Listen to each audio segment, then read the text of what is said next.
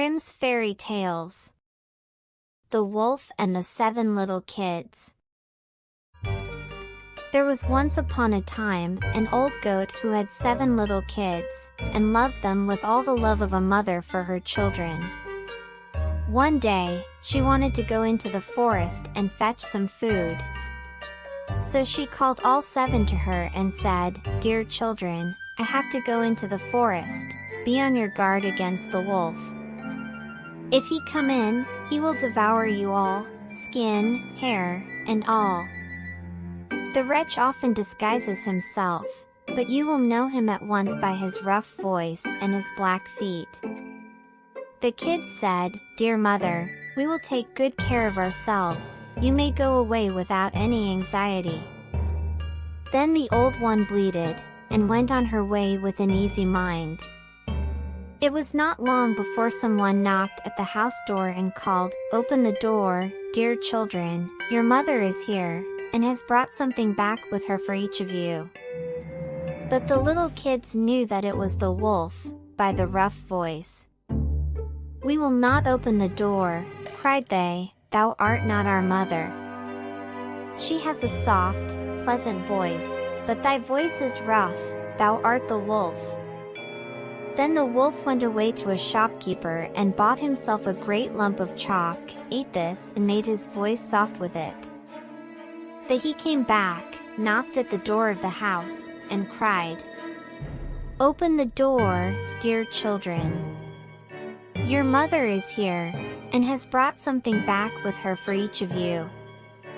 But the wolf had laid his black paws against the window, and the children saw them and cried, "We will not open the door, our mother has not black feet like thee, thou art the wolf."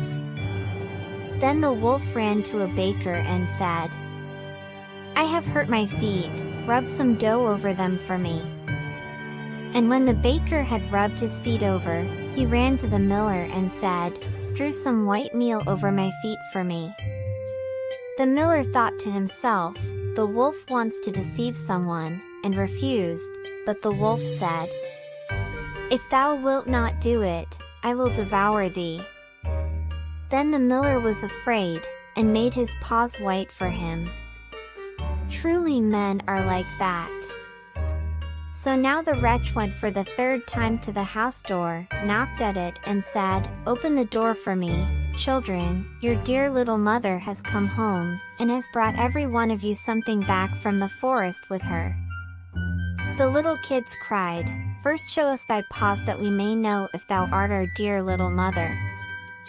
Then he put his paws in through the window, and when the kids saw that they were white, they believed that all he said was true, and opened the door.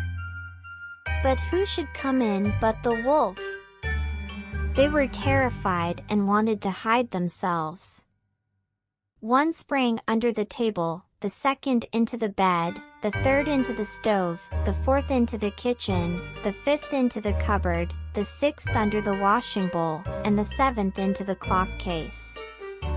But the wolf found them all, and used no great ceremony, one after the other he swallowed them down his throat. The youngest, who was in the clock case, was the only one he did not find. When the wolf had satisfied his appetite, he took himself off, laid himself down under a tree in the green meadow outside, and began to sleep.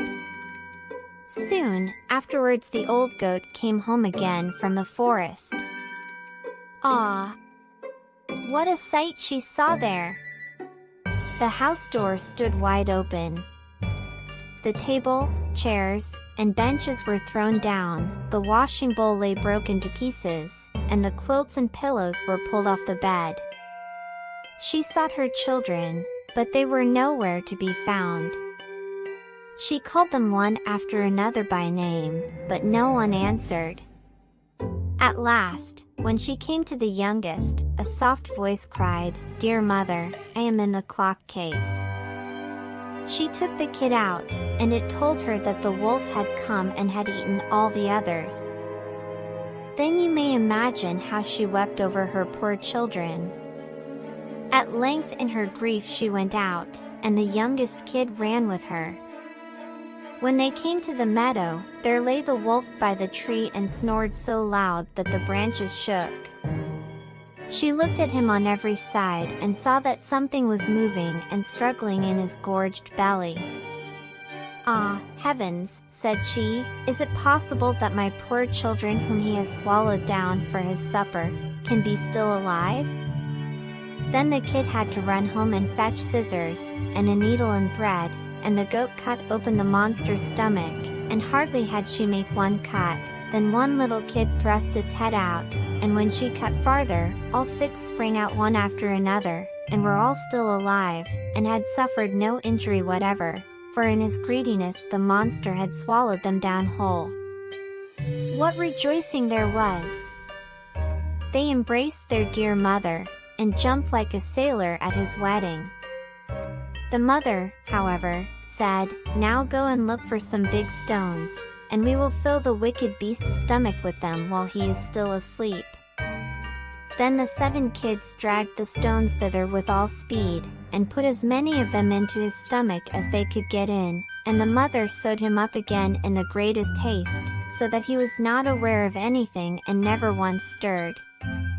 When the wolf at length had had his sleep out, he got on his legs, and as the stones in his stomach made him very thirsty, he wanted to go to a well to drink. But when he began to walk and move about, the stones in his stomach knocked against each other and rattled. Then cried he, "What rumbles and tumbles against my poor bones? I thought tea was 6 kids. But it's not but big stones." And when he got to the well and stooped over the water and was just about to drink, the heavy stones made him fall in, and there was no help, but he had to drown miserably. When the 7 kids saw that, they came running to the spot and cried aloud, "The wolf is dead! The wolf is dead!" and danced for joy round about the well with their mother.